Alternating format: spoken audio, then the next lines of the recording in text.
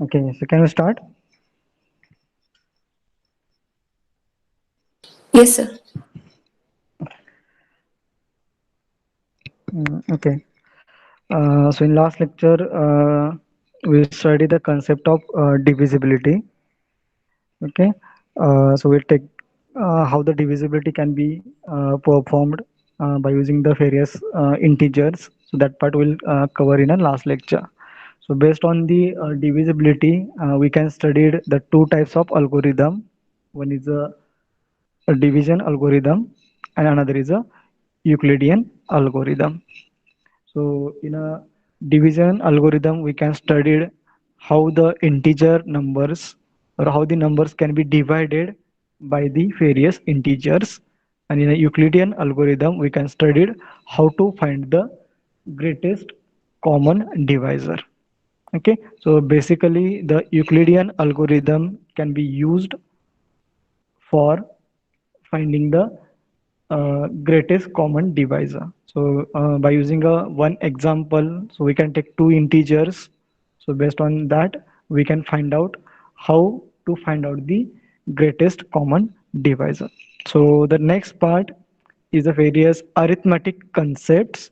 So first one is a modular arithmetic. So basically the modular arithmetic, nothing but, so we can use the various types of modulus operators. So basically, in these integer values, we can consider only the positive integers. So if there is any negative number, so we have to take the modular of that particular integers.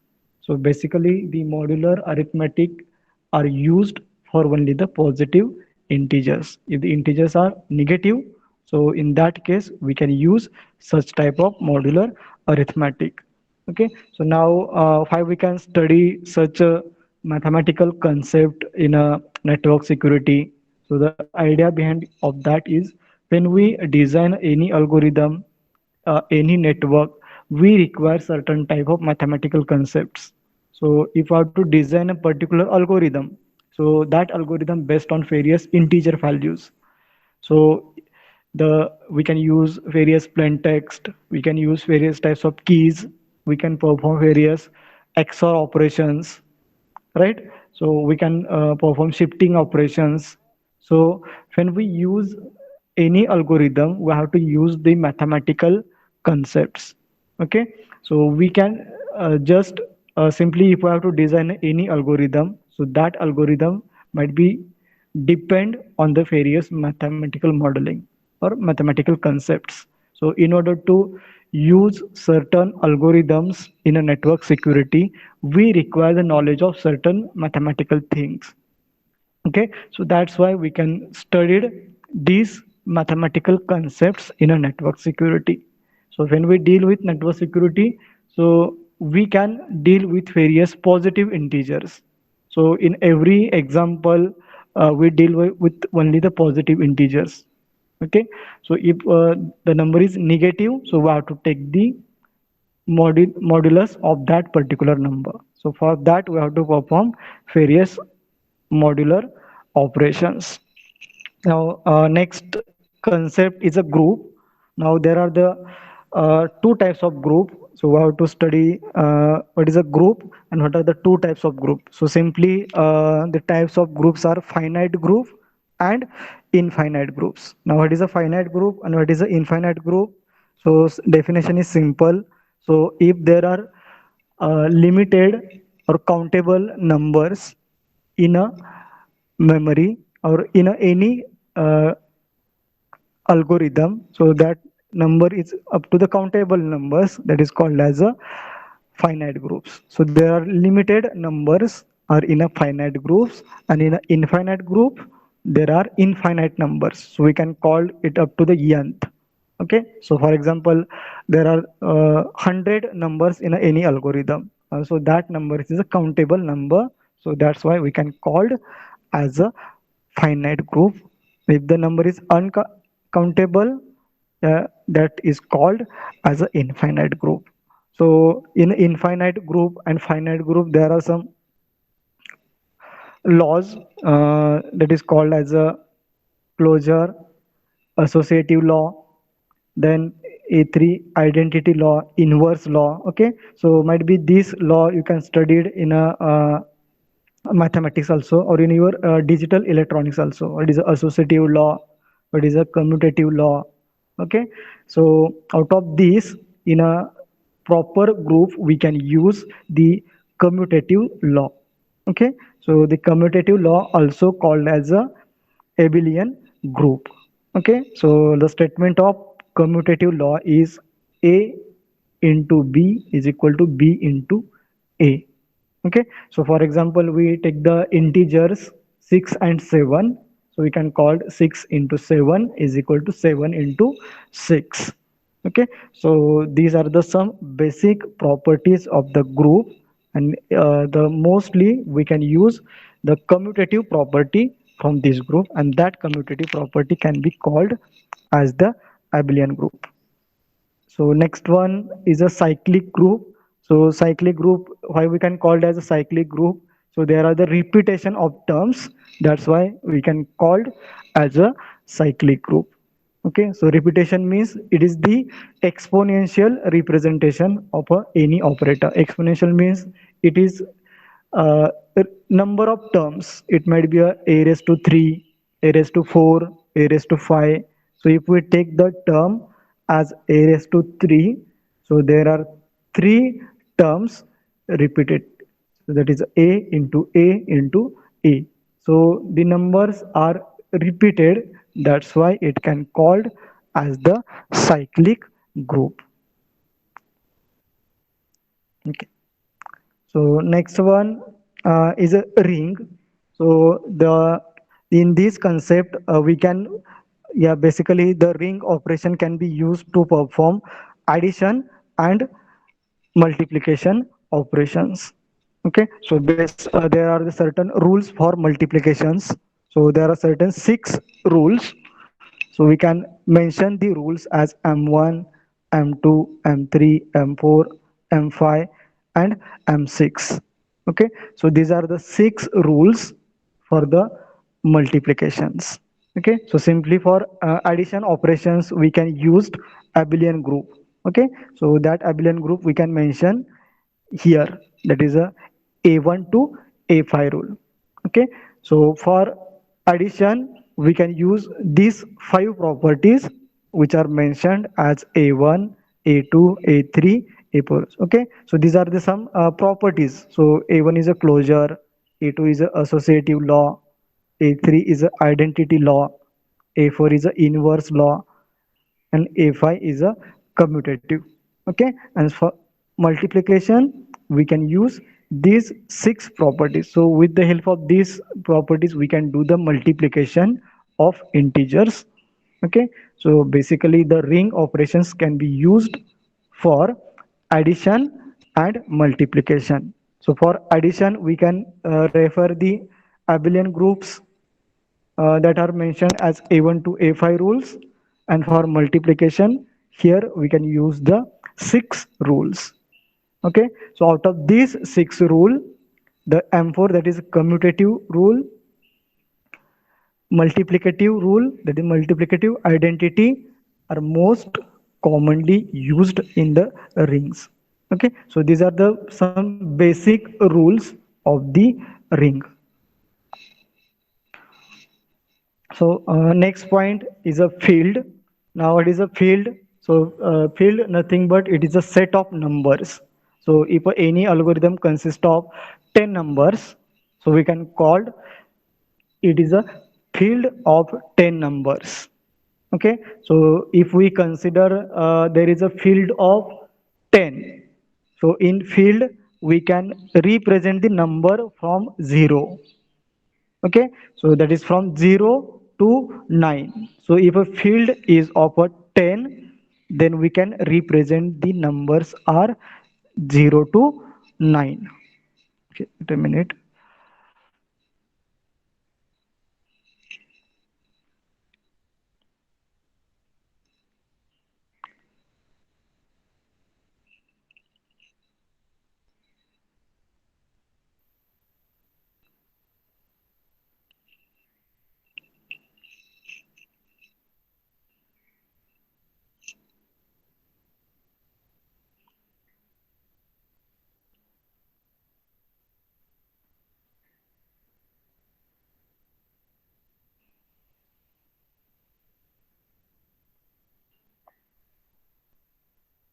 Okay, so this is a field.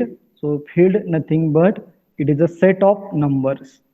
So in field we can use the two types of things. One is a group and another is a concept of ring. So in a group we can use the rule A1 to A4 for addition, and in a multiplication we can use the rule from M1 to M5. So simply it can be used for addition and multiplication of the numbers. So in field we have to study the most used field is a Galios field.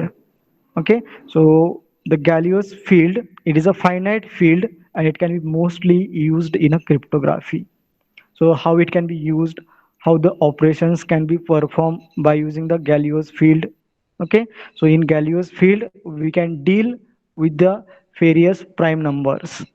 Okay, now how to consider the prime number, yeah, how we can represent the Galios field. Okay, so for that we can take a one example of Galios field. Okay, so how we can represent the Galios field. So if we use the Galios field is of 7 size, or we can use Galios field as a 7.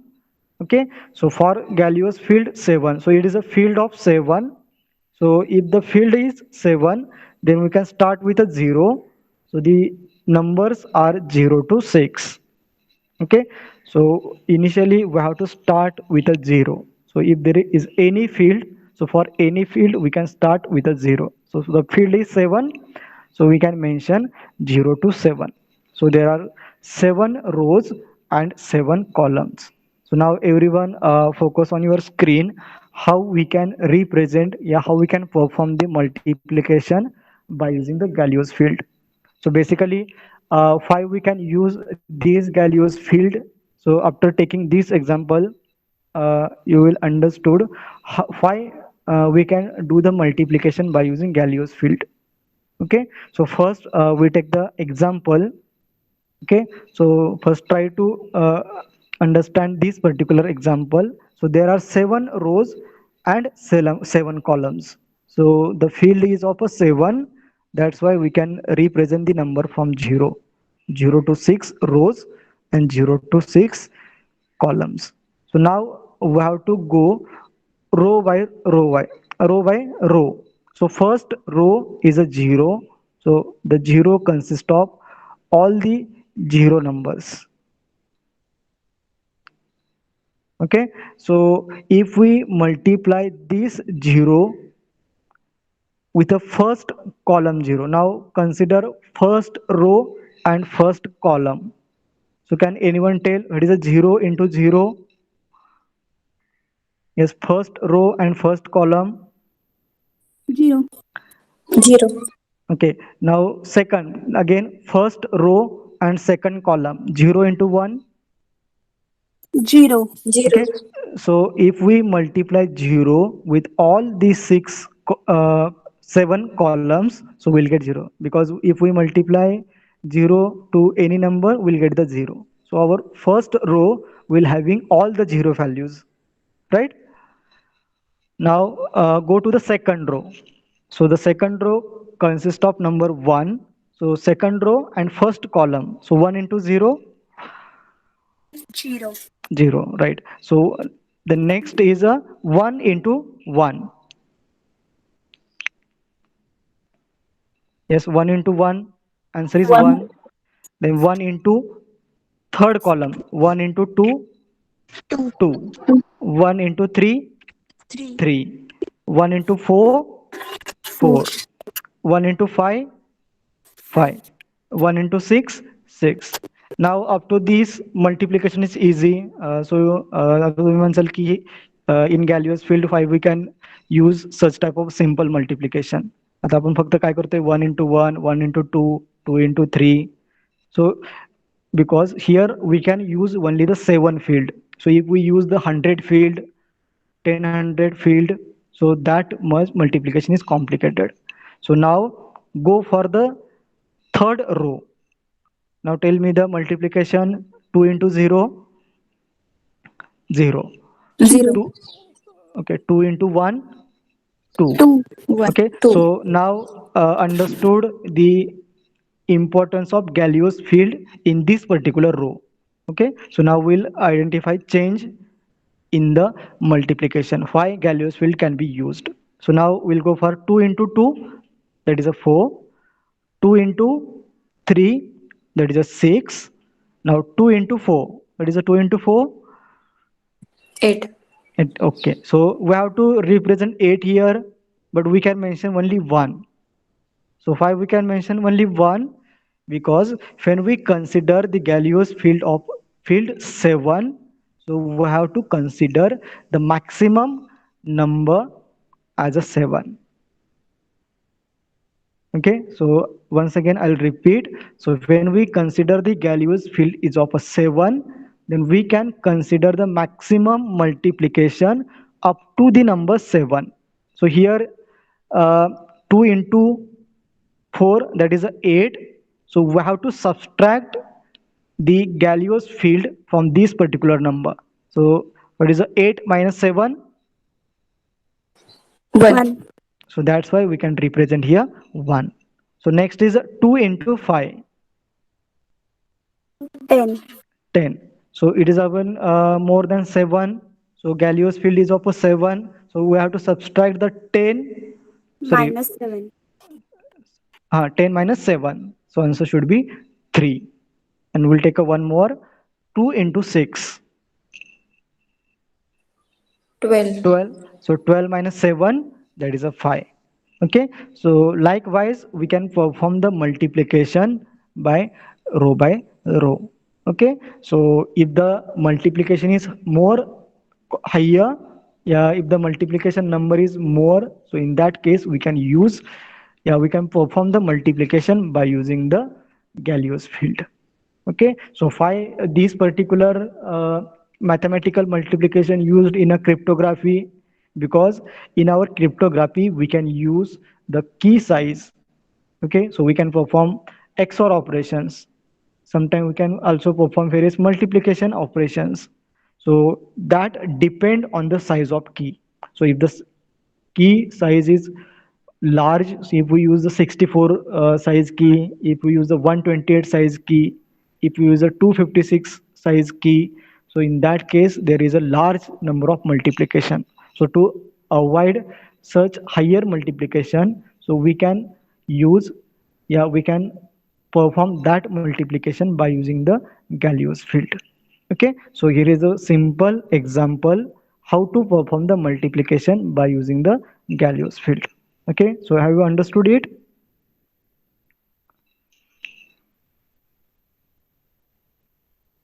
Yes, sir. Okay.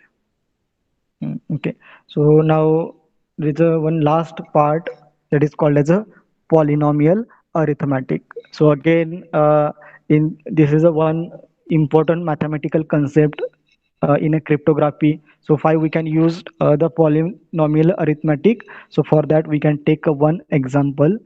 Okay, so okay, so with the help of this example, we can try to understood the concept of polynomial arithmetic. So for that, we can take the arithmetic function is x cube plus x plus 1. Okay, so here first thing is that we have to find out the field. Okay, so there is a maximum function is x cube. Okay, so if there is a maximum function, so here the example is of a 2 raised to 3. So we can use the integer as a 2 and the maximum exponential is 3, that is a 2 raised to 3. Okay, so we can use the Galileo's function as 2 raised to 3. Okay, so 2 into 2 into 2. So what is a 2 raised to 3? 8. 8. Okay, so if we use this field, so field is 8, so we have to represent the integers as 0 to 7. Okay, so how to represent the integers from 0 to 7? So there are 7 rows and 7 columns. Okay, so first we have to represent the binary representation for this. So we can represent the 0. So the binary representation of 0 is 0 0 0. Then for 1, 0 0 1. Okay, so likewise first we can represent the binary representation of these 8 numbers, that is from 0 to 7. So for row and column we can represent the binary representation. So once we complete the binary representation, now we have to perform the addition and multiplication by using the this polynomial arithmetic. Now, how to perform it? So first, the initial bit is 0. Okay, so now we have to go row wise. So first we have to write the arithmetic function here. So for 0, so it is the initial step. So that's why we can represent here 0. Okay, now next one is a 0 0 1. So the representation is 1. So first we can represent the binary numbers as 0 and 1. So once we complete the representation in a binary, we have to go for polynomial things. So next one is a 0 1 0. So 0 1 is completed. Okay, so look at the polynomial function. So 0 is complete, 1 is complete. So next one is a simple x, right? So we have to take the next step as a x. So once the x is complete, then x plus 1. So we can increase step by step in a we can call as there is an increment in step 1. Then we can add one more step in a previous step, that is a x. So the next step is a x plus 1. Next is a x square. Next step is a x square plus 1. Then next step is a x square plus x. And then next is a x square plus x plus 1. So likewise we have to perform the arithmetic operations. Okay, so in a row wise operation, so 0 0 we can represent 0. Then for 1, so find out the position of 1. So 0 0 1. Okay, now consider the columns and respective row position. So the first column consists of 0 0 0. Okay, so we can represent the 0. Then the second column is a 0 0 1. So for that we can represent 1. Then third column is 0 1 0. So there is a 0 1 0 x. So we can put x. Now fourth column is 0 1 1. So it is a 0 1 1 x plus 1. So we can represent x plus 1. Okay, so next is a 1 0 0. So find out the position of 1 0 0. So it is a x square. So we can use x square. Okay, so likewise we can perform the addition and multiplication by using this modulo operation. Okay, so this is the simple mathematical concept used in the cryptography. Okay, so if we can use this concept, so if there is a large number of addition or large number of multiplication, to avoid such complexity we can use such type of mathematical operations. So that's why we can include this mathematical part in a cryptography. Okay, so up to this we can cover the unit number 2. Okay, so from unit number 2 the most important part is a DES algorithm. Okay, uh, an ideal block cipher and Fiesta block cipher. So these are the three important parts from the unit number 2. Okay, so if you have any doubt from unit number 2, you can ask here. Okay, anyone have any doubt from unit number 2?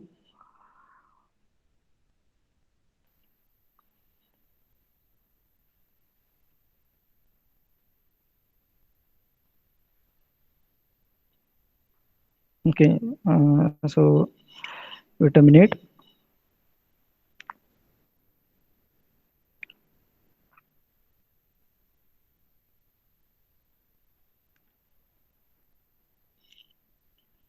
Okay. So these are the contents of unit number one. So firstly, we can studied the two types of basic concepts. So one is a block cipher and another is a stream cipher. Okay, so based on the concept of block cipher and stream cipher, we can study the two important algorithms. There is a ideal block cipher and Feistel block cipher. Okay, so based on the ideal block cipher and Feistel block cipher, we can study how we can convert the plain text to the cipher text, how we can generate the key.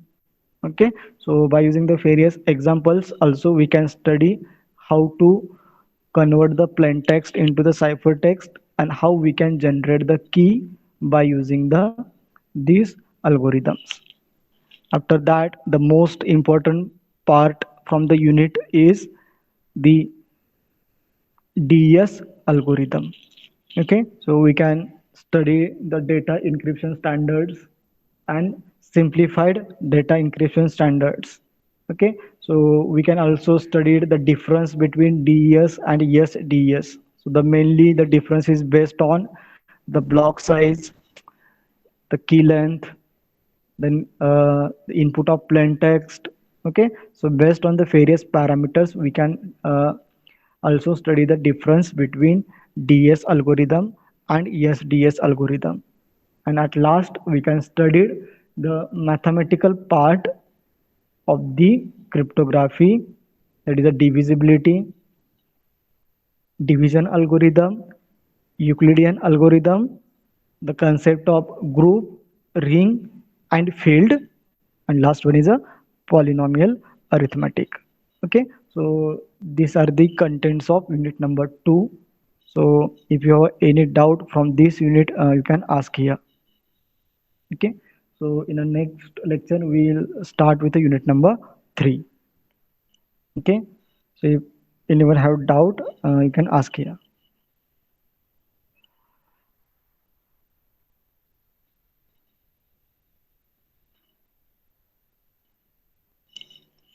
Okay, so if not, we'll stop here. You can put your numbers.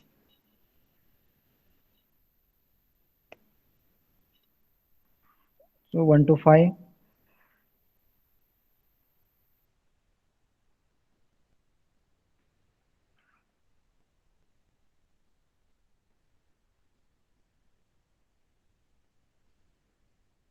6 to 10,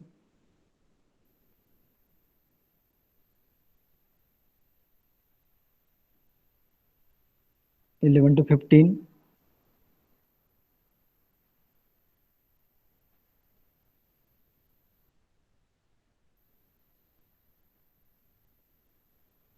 16 to 20,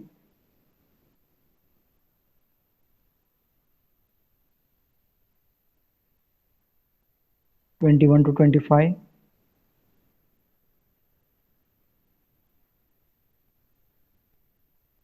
26 to 30,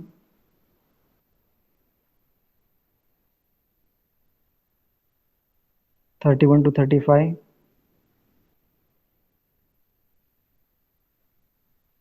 36 to 40,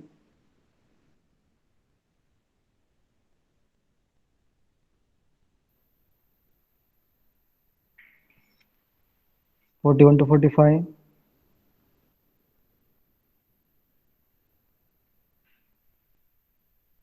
46 to 50,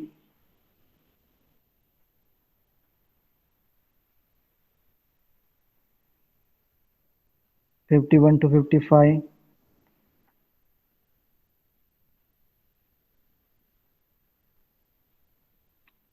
56 to 62.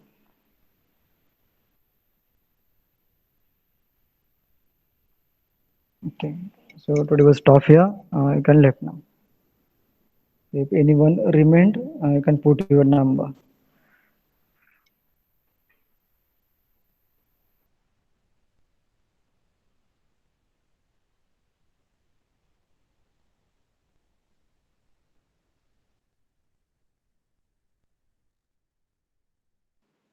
Is 49 is present? Anyone?